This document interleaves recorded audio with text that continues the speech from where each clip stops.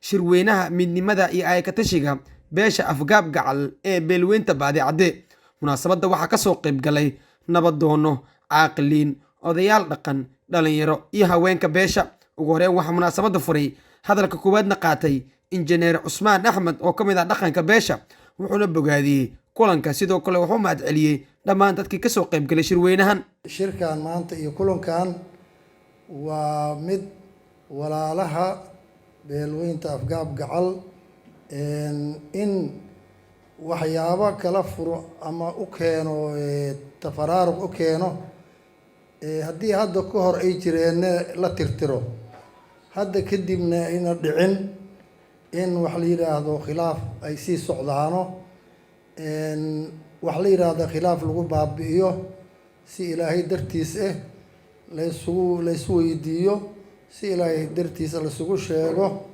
walaalaha afgaab ilaahay uu maanta soo waafajiyey in halkaan isugu yimaadaan, waxay u yimideen qalbi furan, niyad furan iyo wanaag in ay ku dhaqmaano, wanaag in ay furaano, wanaag in ay muxuu ahay wadadeeda maraano.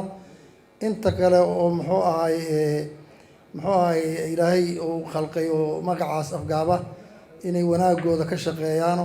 sidoo kale qaar ka mid ah nabadoonnada, caaqiliinta, haweenka iyo dhalinyarada oo qaarkood ka hadlay munaasabadda ayaa soo dhaweeyey midnimada beesha iyo shirkanba. in bil gudaheed laba shir ay ka dhacday magaalada Muqdisho beesha dhexdeeda, tala mas-uulay ku dhacday nabadoon Maxamudiin Aabawe. li'annahu maxaa yeelay annaga mas-uuliyadda qof baan u dhiibanay, isagaasaan naqaan, annaga wax kale ma naqaan. meelo kale ha laga farfareeyo, wax isgeli mayna. annaga mas-uuliyadda ninkaan u dhiibanay waa asaga. waxaad moodaa marka inay isaga darantay mas-uuliyaddii iyo beesha inay isaga darantay. waxaan leenahay marka nabadoon Maxamudiinow, mas-uuliyaddii lagu dhiibtay waa mid weyn, allaha ku tuso. u soo noqo tolkaada iyo dadkaada dhexdiisa, u soo noqo, usha dhexda soo dhig. ditaatoorinimo horaan u soo aragnay, anaa iri waa soco weyse. shirkaanna waa mid wax lagu saxaya ma mid wax lagu dulminaya ma ahan. maadaama qowmiyad jirta oo dhaqan iyo maaragtay wax walba leh, aayahoodii iyo masiirkoodii rag inuu ku tagrifala isku dayay. maadaama shirkan uu dhacay, waxaan rajaynaa in wixii horay u qaldamay la sixi doono.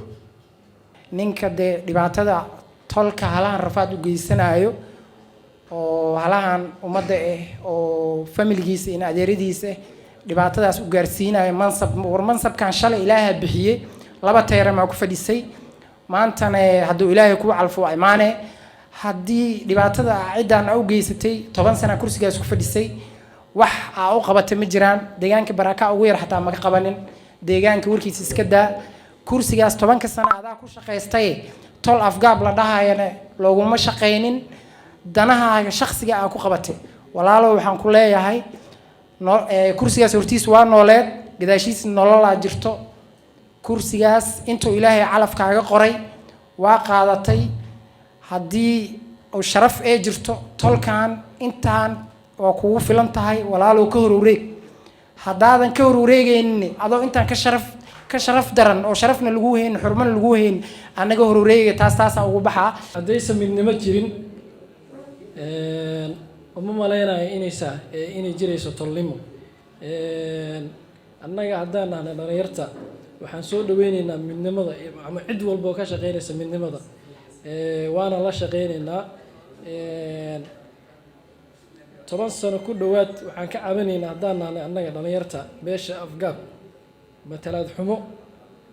iyadoo taas jirta hadday ay nooga darsanto midnimo la-aan oo tolka ah, waxaan dareemaynaa inay dib u dhac aada u weyn tahay. waana la shaqeynaynaa cid walba midnimada ka shaqeynayso, waana soo dhaweynaynaa shirkan.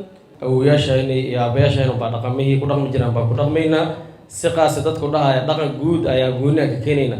2 ruux qodob ay soo qortay, afgaab lagu dhaqay maayo, waxaan idin leeyahay dhaqamadaynii iyo awiyashayna waxay kusoo dhaqmi jireen ayaan ku dhaqmaynaa waxaa hadda yartaan la buubuuninaya laba ruux ay soo qortay afgaab ku dhaqmi maayo waa ii farxad inaan kasoo qayb galo kulanka ay sameynayaan bahdayda afgaab waxaan leenahay midnimo wanaagsan isku duumin dhammaanteen inaan ka shaqeyno midnimadeen kuwa tafaraaruq wadane meel aan iska dhigno dhammaanteen waxaan nahay hal beel hal meel aan ka wada tirsana hadafkeena waa guul guusheena waa guul ugu dambeyn war-saxaafadeed ayaa laga soo saaray shirka beesha afgaab gacal waxay go'aansadeen in ay adkeyso midnimada iyo wadajirka iyadoo laga hortagayo kala fogaanshaha iyo khilaafaadka jifooyinka lambar 2 dib u heshiisiinta beesha waxaa la isku raacay in la bilaabo geedi socod iyo dib u heshiisiin dhab ah oo u dhaxeeya jifooyinka iyo shakhsiyaadka muranada iyo khilaafka dhexdhigeen lambar 3